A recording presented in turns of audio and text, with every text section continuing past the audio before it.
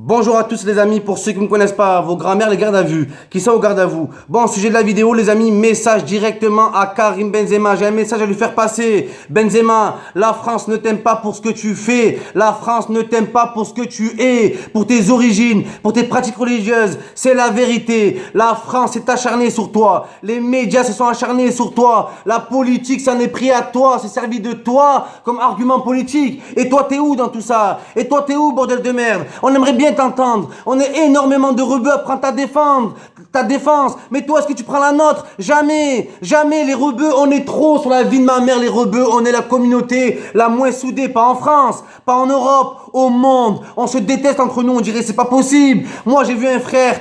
Karim Benzema, c'est comme un frère. Pourquoi c'est un frère? Par sa réussite, par son calme et par ses exploits et parce qu'il a mis 2 buts contre le Barça. C'est pour ça que c'est mon frère. Donc moi, quand j'ai vu mon frère se faire tailler, quand j'ai vu que mon frère être victime de fake, être victime de mecs comme Carteron. C'est plus Patrice Carteron les amis, c'est Patrice Capudron sur la vie de ma mère. Le mec qui s'est acharné sur Benzema, il a sucé la France. Il a eu quoi en retour? 0 combat, rien du tout, 0 argent. Voilà, et nous on a pris ta défense Benzema. Et maintenant c'est Carteron qui nous menace de mort, il veut nous niquer nos mères. C'est une citation, c'est lui qui a dit ça dans sa dernière vidéo. Mais il n'y a personne pour nous représenter à nous. Mais au bout d'un moment je me dis quoi? Peut-être je suis fou, peut-être que nous les rebeux on est fous. Il n'y a pas d'injustice, il n'y a pas de racisme en équipe de France. C'est moi, je suis parano, vos grands-mères les parano qui écoutent l'album de Soprano. Mais sérieusement Benzema, quand t'as tous les rebeux qui font des vidéos sur toi, qui te sortent des articles, parce que tu le veuilles ou non, ça a divisé la France. Mais ça, en fait ça n'a pas divisé la France, ça a montré, cette affaire a montré que la France était divisée. Ce n'est pas la même chose. Vos grands-mères les divisions, vos grands-mères les divisions en pleine révision, voilà. Mais ça c'est grave ça. Et Benzema c'est quoi? Des rebeux te représentent, et toi tu mets qui en avant? Des chanteurs de Los Angeles, des chanteurs américains. Les rebeux, ça reste des rebeux. Quand ils réussissent, ça devient des Américains, des Latinos ou des Brésiliens. À votre tête, vous restez les mêmes, les amis. Même, vous avez des millions d'euros, les médias, quand ils parlent de vous, ils disent un arabe, ils disent un français d'origine algérienne. Tu vois ce que je veux dire ou pas?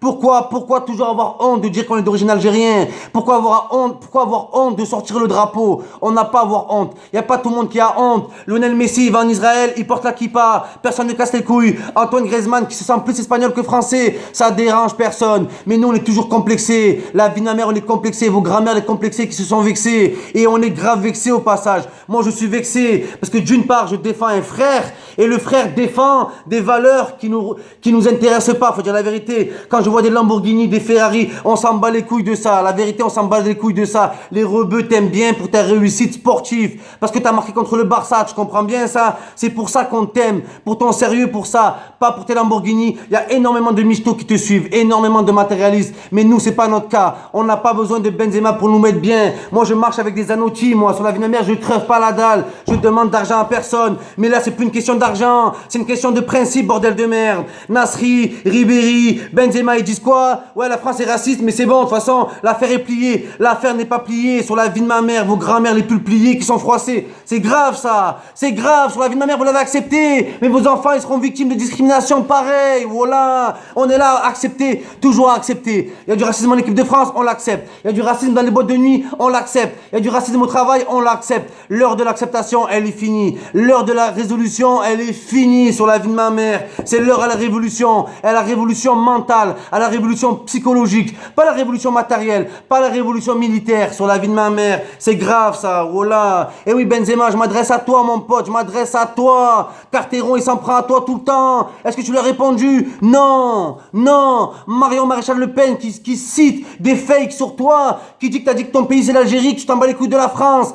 J'étais le premier à dire que c'était un fake. J'étais le premier à dire que c'était un fake. Quand je l'ai dit, le lendemain, le journal Le Monde, ils ont fait un article dessus. Pierre Ménez a été le premier à tweeter. Le crachat sur l'équipe de France, soi-disant.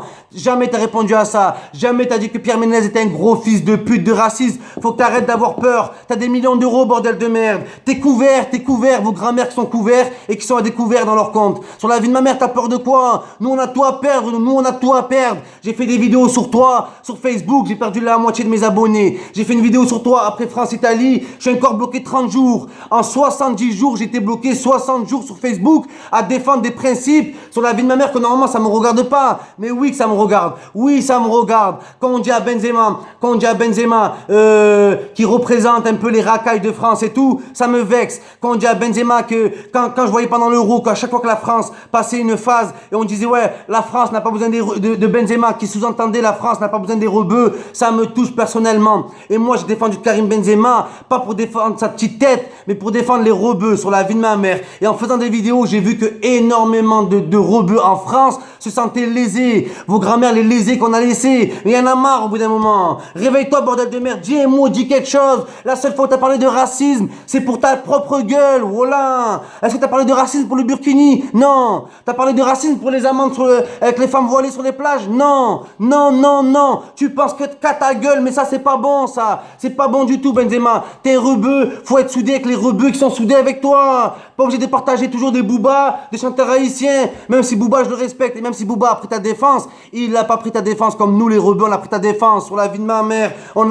Tu te rends pas compte de ce qu'on a fait sur nous. Et on a réussi à remonter l'opinion publique sur la vie de ma mère. Même si c'est de quelques pourcents, on a réussi à la remonter. On ne donne pas notre cul. Continuez à donner votre cul. Nous, on ne donnera jamais le nôtre. Et à qui t'a défendu? À qui t'a défendu? Jamel Debbouze? C'est plus Jamel Debbouze, c'est Jamel de pute sur la vie de ma mère ou Jamel de buzz. Le mec, le soir, il a dit Karim Benzema est victime de racisme. Le lendemain, il retire sa vidéo, il change d'avis. Mais au bout d'un moment, les amis, il faut qu'on se regarde en face nous-mêmes. On dit que les autres nous aiment pas, les autres nous respectent pas, nous les rebeux. Mais entre nous, on se respecte pas. Le fait de pas serrer les coudes, c'est un manque de respect envers nous-mêmes. Ça, la vie de ma mère, c'est quoi le délire? Alors moi, je suis un rebeu, je suis monté, je crache sur les autres rebeux. Moi, mon but à moi, c'est que tous les rebeux se mettent bien. Tout le monde se met bien, les Français, les rebeux, ma communauté se met bien. C'est ça qui m'intéresse, moi. J'ai pas envie de monter tout seul, j'ai pas envie de me mettre bien tout seul. Arrêtez de croire que vous êtes des immortels, vous allez mourir, bordel de merde. Vous allez raconter quoi plus tard? J'ai joué au ballon, j'ai été victime de racisme, je me suis fait insulter toute ma carrière et j'ai rien dit. Et j'ai donné mon cul, mais non, voilà. Ça suffit, bordel de merde. Vous avez droit de parler. Les rebeux sont complexés, ça y est, la période du complexe, elle est finie, bordel de merde.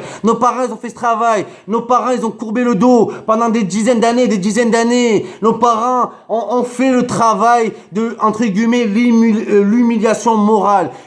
Dire oui à tout, même quand ils ont tort, ils l'ont fait, ça. Je dis pas qu'ils ont été maltraités. Je dis pas qu'on était accueillis comme des merdes en France, ce n'est pas vrai. Nos parents n'ont pas été accueillis comme des merdes. On leur a proposé du travail, ils sont venus. Mais la période du complexe, elle est finie. Les parents l'ont fait pour nous. Comme les Français de souche qui disent, nous, nos ancêtres, ils ont fait le travail pour nous. On est Français, nanani et tout. Eh ben, nous, nos parents d'immigrés, les fils d'immigrés, et vous, bande de fils de pute, ils ont fait le travail pour nous. Le travail, il est fait. L'heure n'est plus au complexe, les amis, sur la vie de ma mère. L'heure est au texte. L'heure est à dire des choses. Voilà. L'heure est à parler. Et vous arrive quoi, les rebeux? Il vous arrive quoi? Moi, je vois les commentaires, on me dit quoi? Mais Momo, on pourra rien changer. On pourra changer. Le changement, c'est pas maintenant. Le changement, c'est de suite, la compte de vos grands-mères, les suites.